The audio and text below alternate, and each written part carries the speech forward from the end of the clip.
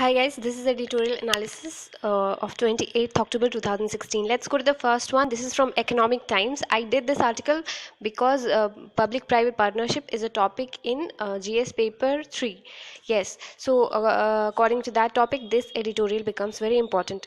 It says that Allahabad High Court has asked the Noida Toll Bridge Company (NTBC), it's a private company, to stop collecting user fee from vehicles using the Delhi Noida Expressway. So this Delhi Noida Expressway was built using PPP, that is a partnership between the government and this particular company. So what went wrong here? In this case, the NTBCL, it was awarded without competition. It was awarded this contract without any competition, and it was guaranteed 20% return on investment for 30 years. And the company was to be compensated with land for development in case if there was a shortfall to the guaranteed return. So this was a very poor example of public-private partnership, because NTBCL had already realized its investment several times over, not just once. So it shows that PPP projects are inherently risky, and one-sided contracts, they bestow undue benefits to the project developer. So we need PPP contracts that are intelligent contracts. The contract should be intelligently built by the government to give a fair deal to both the developer and the state exchequer. And we need transparency in contracting and flexibility in the time of operation after building the asset and before transfer to the government. So that's on PPP topic. Let's move on to the second editorial. This is from Hindustan Times. It talks about the draft of trafficking and trafficking of persons, the draft bill of trafficking of persons, prevention, protection and rehabilitation bill 2016. So it says that this new bill, it provides for punishment of 7 to 10 years for traffickers, and if the victim is a child, the punishment could be life imprisonment too. It is a great improvement on the existing Immoral Trafficking Prevention Act 1956, which only gives 3 to 6 months imprisonment. Now let's do some statistics here.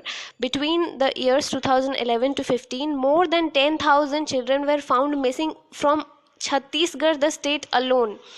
And it is estimated that 135,000 children are estimated to be trafficked every year, and they are forced into domestic work, crime gangs, begging or commercial sex industry. The National Crime Records Bureau, it has said that there has been an increase of 38% in trafficking of minors between just the years 2009 and 2013. So just between 2009 and 13, the trafficking of minors has increased by 38%. The Ministry of Women and Child Development has 2 schemes for this, Ujwala and Swadhar. They are aimed at rescue, rehabilitation and reintegration of trafficked women and children. Some of the problems that we face in this regard are that there are the funding for these schemes that has been reduced by the government. There are hardly any shelters for the rescued women and children. There are hardly any counseling service. And what we should do is that, of course, the traffickers are working in connivance with the local police. So there should be strict checking of the employment agencies in these areas, which go tell these innocent women and children that we are going to provide you jobs in big cities. So we need strict checking of these employment agencies. Let's move on to the third editorial. This is from Indian Express. It says that our Prime Minister has asked Niti Aayog to prepare plans to reduce our over-dependence on China for bulk drugs. And these bulk drugs are called active pharmaceutical ingredient. These active pharmaceutical ingredients, APIs, they are what makes our medicine efficient. We import 80% of our APIs, and 65% is from China alone. So we run a risk of severe shortage if China cuts our supplies. So that's why PM has asked the Niti Aayog to prepare plans. Okay. Let's move on to the fourth editorial. This is from the Hindu. This is on GST. It says, the author says that currently there are more than 25 different tax rates on various goods and services that are levied in 29 states and the center combined. The GST Council is attempting to collapse these 25 different rates into 3 to 4 different rates under GST. Under the GST regime, the states will lose their fiscal autonomy and they will be completely dependent on the center for transfers. So, center has agreed to compensate for 5 years to the states for any shortfall in their revenues. This means that the center will bear the risk of any shortfall in revenue, because the center itself is entirely responsible for collecting the revenues. So it has proposed an extra luxury tax.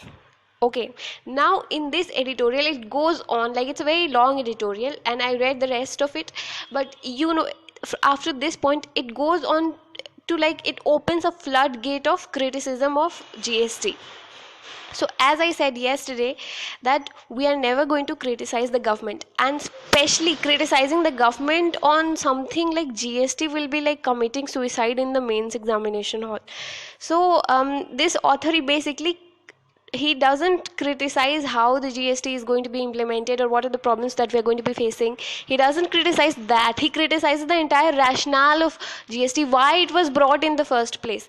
I am not going to do that. I'm not going to criticize my government on GST. I personally think it's a very good reform. So we are going to stop there. And anyways, I don't think what's wrong with putting extra taxes on luxury stuff. So we'll stop there on that editorial. Let's move on to the next editorial. This is also from the Hindu paper.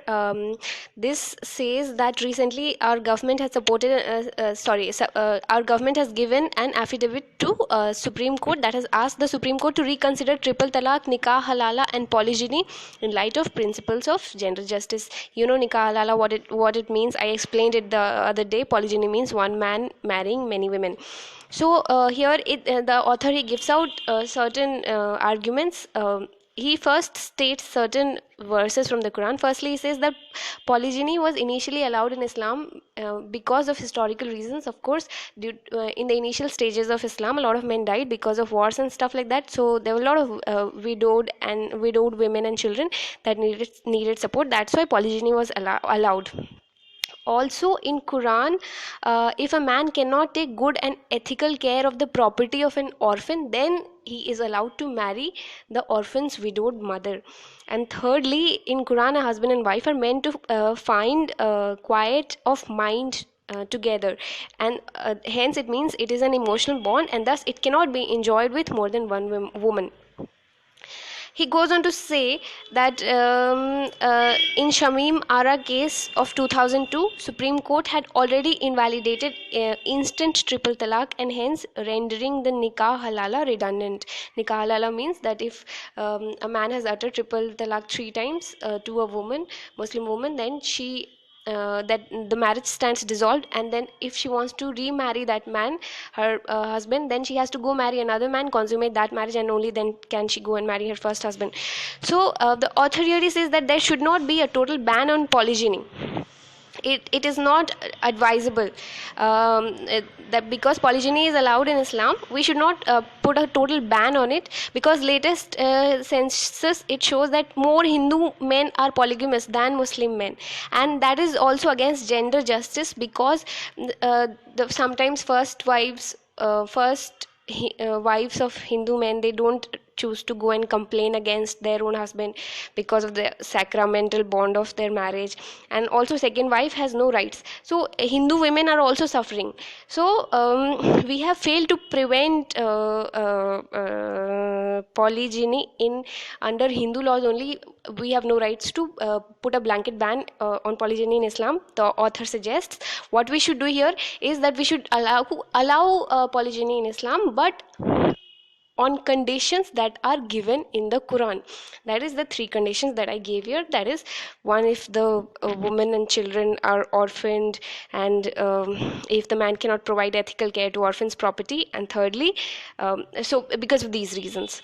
So That's it. There was one more article in the Hindu. It was basically casting doubt on the surgical strikes that we have conducted in Pakistan.